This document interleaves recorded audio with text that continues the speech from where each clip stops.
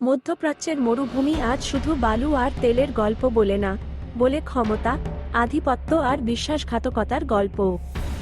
এক সময় যাদের সম্পর্ককে বলা হতো আরব বিশ্বের সবচেয়ে শক্তিশালী জোট, সেই সৌদি আরব এবং সংযুক্ত আরব আমিরাতের সম্পর্ক আজ টানটান উত্তেজনায় ভরপুর। প্রশ্ন উঠছে, বন্ধুত্বের এই দেয়াল কি ভেঙে পড়ছে ধীরে ধীরে? অনেকেই ভাবছেন এই দ্বন্দ্ব নতুন, কিন্তু বাস্তবতা হলো এর শিকড় বহু পুরনো।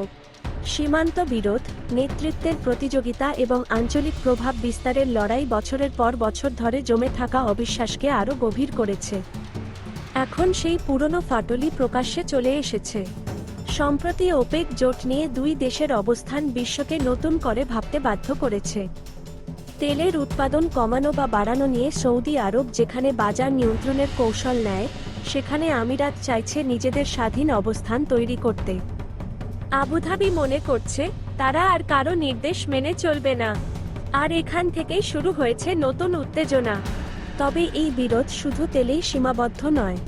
ইয়েমেনের যুদ্ধ দুই দেশের সম্পর্কের আসল চিত্র সামনে এনে দিয়েছে। একদিকে সৌদি আরব সমর্থন দিচ্ছে কেন্দ্রীয় শক্তিকে, অন্যদিকে আমিরাতের সমর্থন রয়েছে দক্ষিণাঞ্চলের ভিন্ন গোষ্ঠীগুলোর প্রতি। একই মিত্র জোটে থেকেও দুই দেশ মাঠে ভিন্ন খেলা খেলছে। সুদান পরিস্থিতিতেও দেখা গেছে বড় ধরনের মতবিরোধ। সেখানে কার পক্ষে অবস্থান নেবে তা নিয়েও দুই দেশের কূটনৈতিক অবস্থান এক নয়। ফলে মধ্যপ্রাচ্যের রাজনীতিতে এখন স্পষ্ট হয়ে গেছে, রিয়াদ এবং আবুধাবি আর আগের মতো একসাথে হাঁটছে না। ইসরায়েল ইস্যুতেও তাদের অবস্থান পুরোপুরি আলাদা।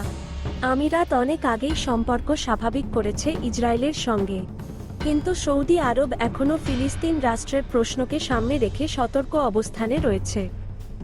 গাজা যুদ্ধের পর এই দূরত্ব আরও বেড়েছে বলে মনে করছেন বিশ্লেষকরা। মূলত এই দ্বন্দ্বের কেন্দ্রে রয়েছে নেতৃত্বের লড়াই। সৌদি আরব দীর্ঘদিন ধরে নিজেকে মুসলিম বিশ্বের প্রধান শক্তি হিসেবে দেখে এসেছে, কিন্তু প্রযুক্তি, ব্যবসা, পর্যটন এবং আন্তর্জাতিক ব্র্যান্ডিংয়ে দ্রুত এগিয়ে গিয়ে আমিরাত দেখিয়ে দিয়েছে ছোট দেশ হয়েও বৈশ্বিক প্রভাব তৈরি করা সম্ভব। মোহাম্মদ বিন সালমান এবং মোহাম্মদ বিন জায়েদের মধ্যকার সম্পর্ক এখন আন্তর্জাতিক আলোচনার বিষয়। আগে যাদের বোঝাপড়া ছিল মধ্যপ্রাচ্যের রাজনীতির বড় শক্তি, এখন সেই সম্পর্কেই তৈরি হয়েছে প্রতিযোগিতা। কে হবে অঞ্চলের সবচেয়ে প্রভাবশালী নেতা, এই প্রশ্নই যেন দুই দেশের সম্পর্ককে ধীরে ধীরে দূরে ঠেলে দিচ্ছে।